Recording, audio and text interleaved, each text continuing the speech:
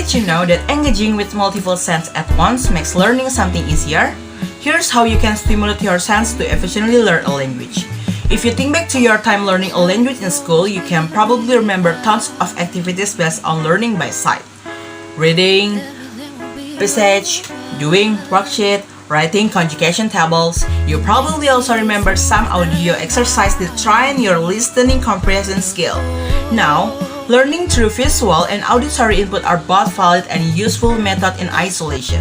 But what if we told you that you actually learn better when you stimulate several senses at once? Here's how it works. Why do you learn better with more stimulation? What it all boils down is neural connection. When you learn something by using one of your senses, whether it's sight, hearing, smell, touch, or taste, neural pathways in the area of the brain related to the sense are created, activated, and strengthened. Then, when you go to recall this information later, your brain reactivated those neural connections to pull it back into your conscious awareness. When you activate multiple sensory channels while learning, your brain not only builds new pathways along this channel, but also more connection between this pathway, making the memory retrieval easier and more efficient. How can you stimulate multiple senses while learning?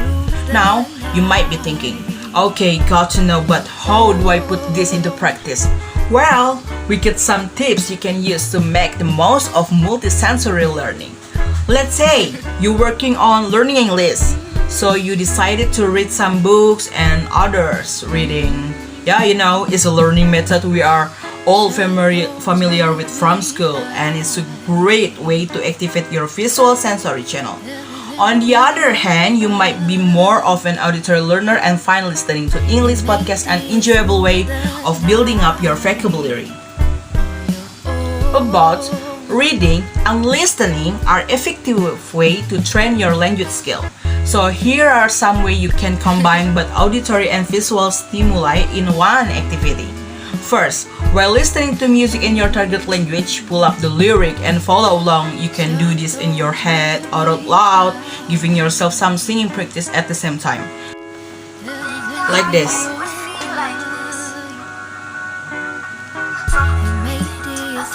Okay? While listening to English music, I always pay attention to the lyric and try to understand what the lyrics means. Second, watching a foreign language film. Don't even think about using your own language subtitle. Instead, set the audio and subtitle to your target language. Like this. I'm watching Babysitter Clubs on Netflix, and of course, I use English subtitles, so this can practice my skill in English. Third, are you satisfied? Let's Have Language Learning Podcasts have accompanying transcript, so you can read while you listen. Like this.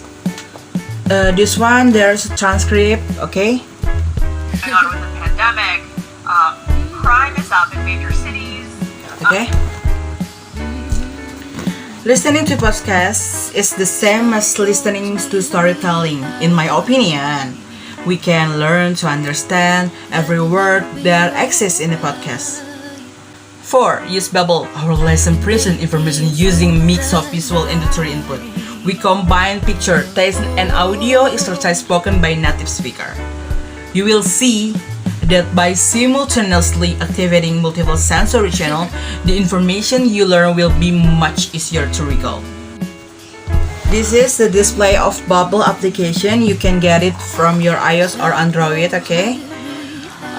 With Babbel, we can learn to understand image, text, audio, any exercise spoken by native speakers, so we can try together and learning day by day.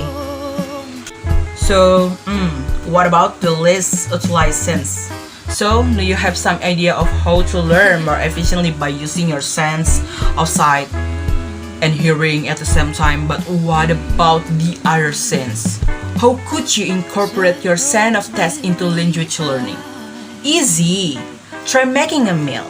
And while doing so, practice the names of the different ingredients while testing them. This could be an excellent activity to get your sense of smell involved as well. As you may be aware, smell is the sense that is most closely connected to memory. By practicing the word, tasting the food, smelling the aroma of cooking, you create a connection between the flavor, aroma, and concept you're learning. And of course, you will end up with a delicious meal. Delicious meal? Okay. What's not to like about that? With the sense of touch, we'll take a bit of a broader definition and group it together with the movement. Learning with touch and movement is often called kinesthetic or tactile learning. And an advantage of learning in this way is that the information is not only ingredient in your mind but also in your body. Try this little experiment to see how effective tactile learning can be. Think of your childhood phone number or your high school locker combination, maybe?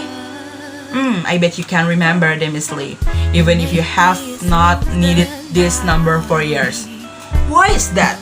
Because you pair the information with a repetitive physical task over and over again, thus strengthening the neural connection in your brain.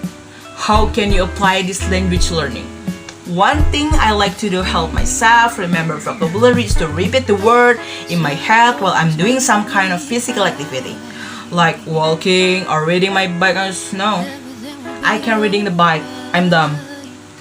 Next. That way, different channels are being activated while information is received, making the pathway and connection stronger and the information easier to remember later.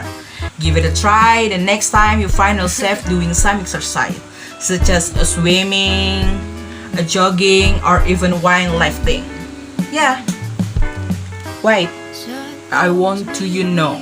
No, you should have a better idea of how to combine input your from different sense to boost your brain's learning capacity. You can transform learning from some dull, painful activity that you dread just thinking about and into something engaging and enjoyable. Give some of these tips a try. You will see just how much more effective your language learning become. Thank you.